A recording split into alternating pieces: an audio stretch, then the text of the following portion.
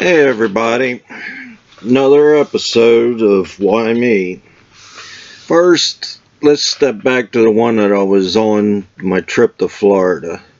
I want to make it clear that although it was a neat adventure, it wasn't any fun for me.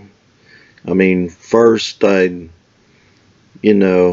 had to deal with my parents, and yes, I did feel guilty for leaving my business even though I really had no work. And of course I'd had no money, so for me that took away all the fun because I had to worry about, paying the money back if I spent it. I got sunburnt all to hell, and I mean it was bad to the point that took all the fun out of it.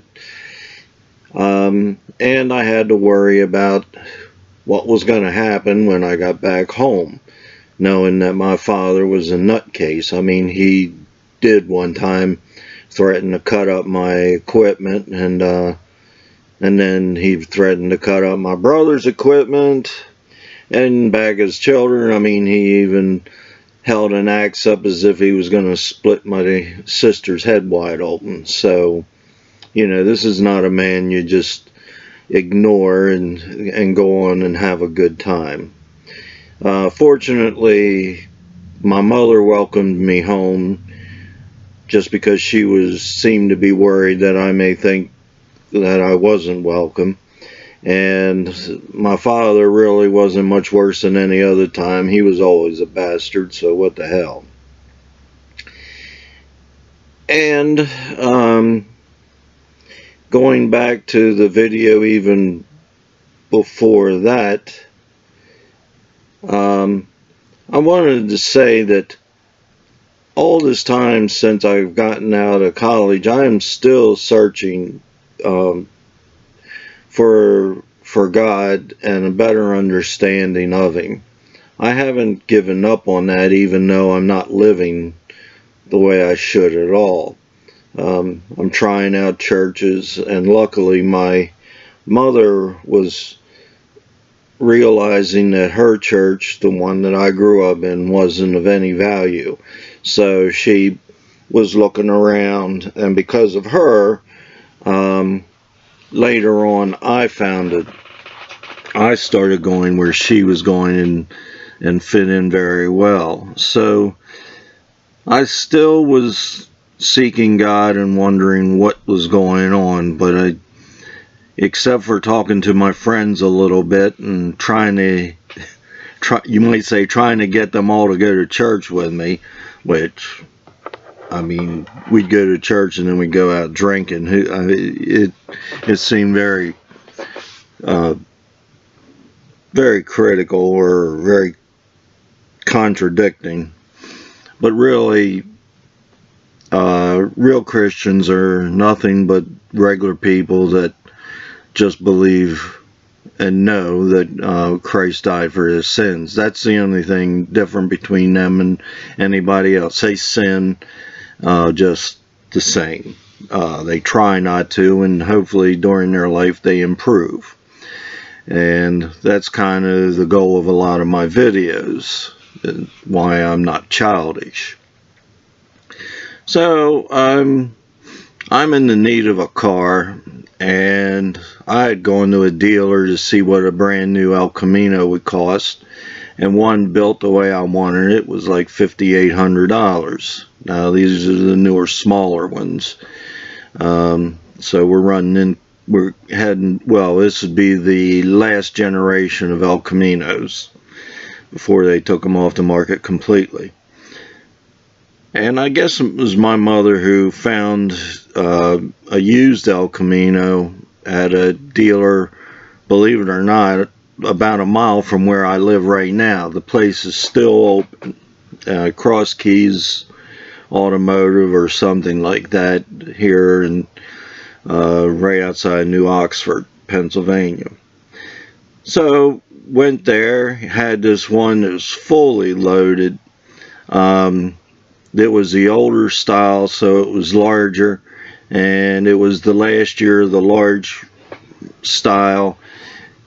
This thing, two-tone paint, brown and beige, and all the chrome and power seats and air conditioning and blah blah blah. It had everything, power windows, all. In fact, it looked like something a cowboy would ride around in. Wasn't exactly my style, but it it was nice that it had all the creature features, creature comforts. They wanted $6,600 or something like that for it. And I said to them that I could buy a brand new car the way I wanted it.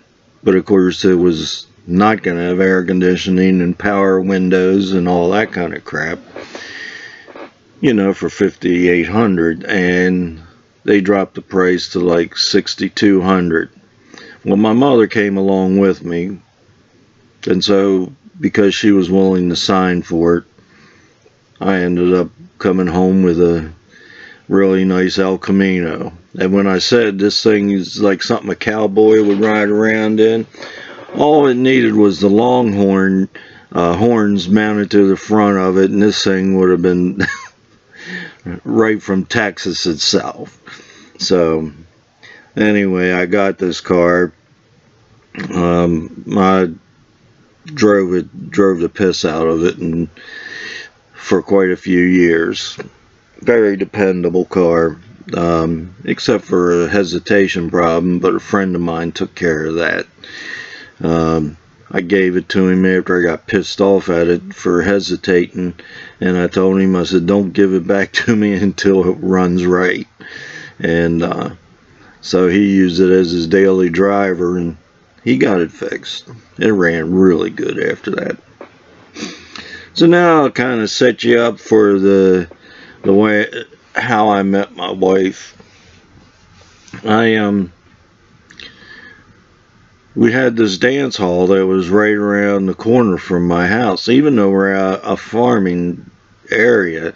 But this was the skating rink that my grandfather built, and people had bought it and started having it as I call it a dance hall, but I guess you call it a nightclub. And huge stage, and of course you can figure it was a damn skating rink, so there was lots of space in there. I mean, at one time they had 1,400 people in there, and now they were packed like unbelievably. Now this place didn't have a liquor license, so you had to bring your own booze, but you also brought your own pot as well. And I can remember even going in there where I was carrying my bong and my pot in one hand and handing them my cash in the other, and they give me and stamp my hand, and away I would go. And of course some people would even bring kegs in. They did some serious partying in there. In fact, one night they had Face Dancer there, and the floor was covered with probably close to an inch of beer, about a quarter of the way through the night. I mean, they hadn't even got started good. By the end of the night, your feet were sticking to the floor. I don't know how they cleaned that mess up, but it was a hell of a night. In fact, they had Wolfman Jack come in just to tell you that before he got there, he took a bath in Clearasil. Anyway, I love dancing, and I was a little crazy because as far as I was concerned, as soon as you got there, if the music was what you wanted, you ought to be dancing, and nobody else quite saw things that way.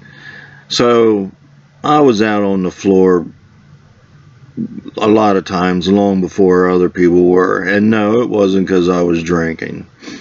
I just wanted to get out there. In fact, when the one band would show up, the girlfriend of the singer was always glad to come there because she knew that I would be there, and the two of us would get out there and dance even though no one else was around. And I didn't care. I just wanted somebody to dance with. So anyway, one night I'm sitting on a table on one side of the place up near the band, and on the other side is a whole table of nice, fine young ladies, and I thought, well, maybe I can get one of them to dance, you know, because no one was out there yet. And I went over there, and they, I mean, knew who I was, because it was like the same people every week, and I just said, any one of you ladies like to dance, and they wouldn't even answer me, right? Well, this is the way things went for me, and so this week I just said what I thought. I said, I didn't ask to fucking go to bed with you. And I turned around, of course, had to walk all the way across the floor, and of course, that means everybody in the whole damn place saw, you know, my rejection. And that night I made it a decision. I was never going to ask another woman to dance. Never. I mean, that's just how fed up I was. And so that night ended, and I think it was the very next week I went down there on my bike, and I took my pool cue with me, and a lot of times I would shoot pool. In fact, one night I shot pool there from before the place opened. I got in early because I cleaned up all the trash after the night's partying. Next morning I'd go down and clean up all the trash, so I'd get in free. And the one night I shot pool, and when I finally gave the table up and walked down the floor, they were playing the last song. So I never got to dance that night. But anyway, I'm sitting there, I'm up at the same table up near the front, and I look back there and see this girl walk in. I don't know why she grabbed my attention, but she did, and thought, wow, that's pretty good looking, you know. But of course I reminded myself, you ain't gonna ask her to dance, forget it. Right.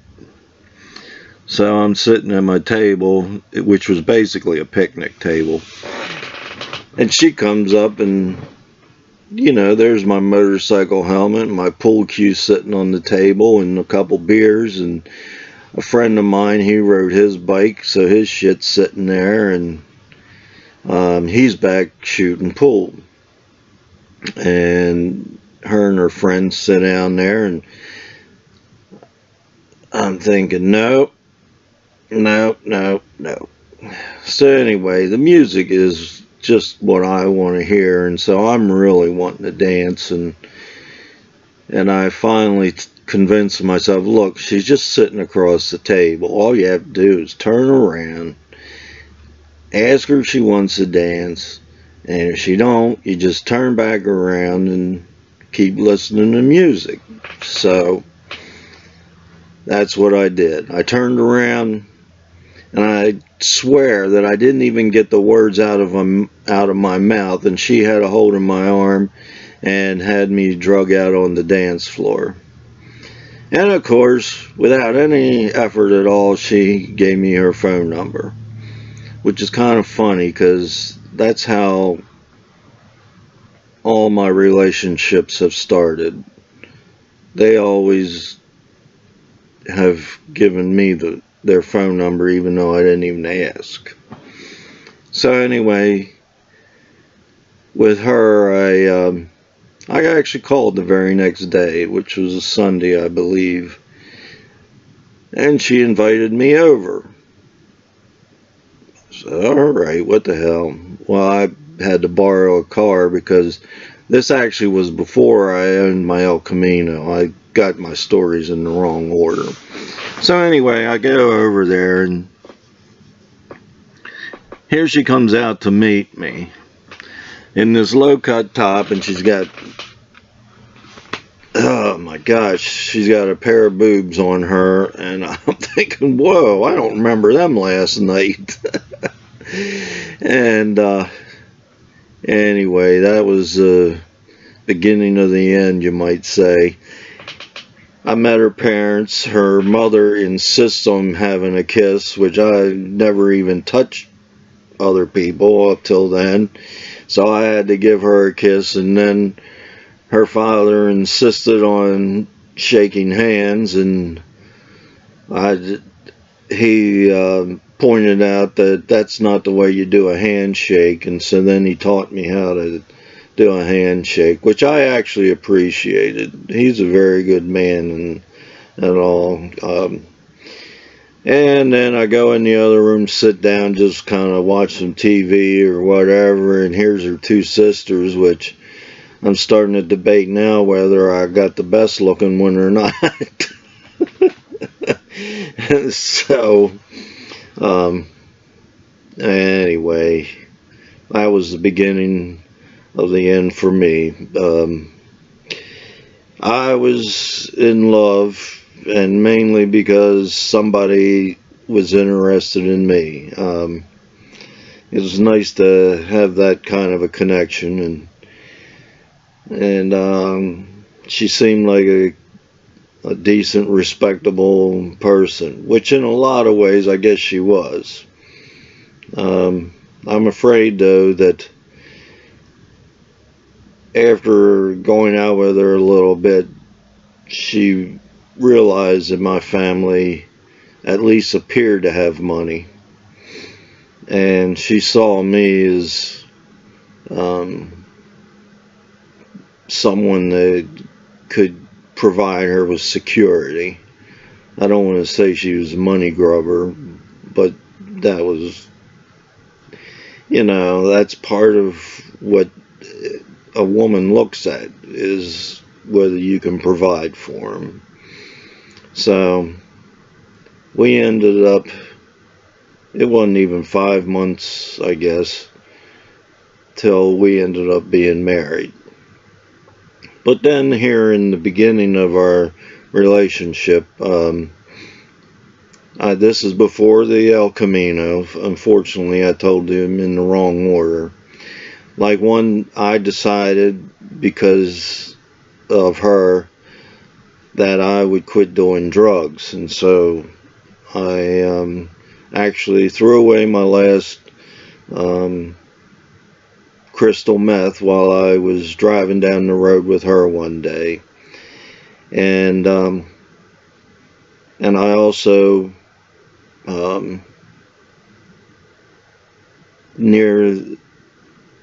we had sex a couple times, and then I realized we were not doing God's will, and so I said we would stop having sex until after we got married. I really wanted it to work, even though I can tell you that I didn't know what I was doing as far as a man goes. I definitely didn't do things proper. And unfortunately, a lot of both of our perceptions of how marriage should work were wrong. I based them on the way my parents interacted, and she based it on the way her parents interacted, and that didn't work. We didn't act anything alike, so that really threw a wrench into the works. So anyway, I'll share this story. This one day, after we decided not to have sex anymore, I took her home, and she just loved to get me all wound up physically, and and then of course I'd have to tell her no, and then she thought that was great, and I thought it was ignorant of her. And anyway, I didn't leave there till probably close to 4 o'clock in the morning, and of course I had to go to work, and I'm barreling ass back up the road, and I see a car coming up on me, and I'm going 70 miles an hour. I said, well, if he can go 70, I can go faster. So I hit the gas, and I was reading 100 mile an hour in my parents' full-size Chevrolet station wagon with the 400 small block in it, and I'm tearing it up, and then the lights come on. It was a damn cop, and he came up to me. You realize how fast you were going? Of course, just before he got there, I had pushed a bottle of Crown Royal underneath the seat, so he couldn't see that, and the bottle of ginger ale, and I'm very depressed at that moment, and I said, well, my speedometer said 100, and he looked at me and he says, well, I clocked you at 90, and I said, well, I guess that's better than 100.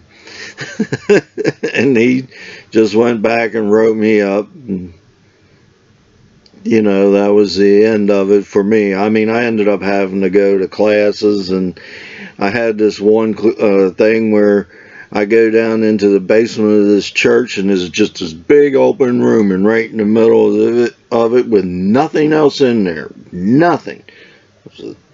A desk, a chair behind the desk, and a metal chair on the other side. I go down there, and the guy's sitting there, and he just sits there and chews my ass out in this big room, and of course it's echoing off the walls, and then I had to go to some driving classes, and but besides that, I walked away without too many scratches for it. And of course, I told you then is when I bought the car.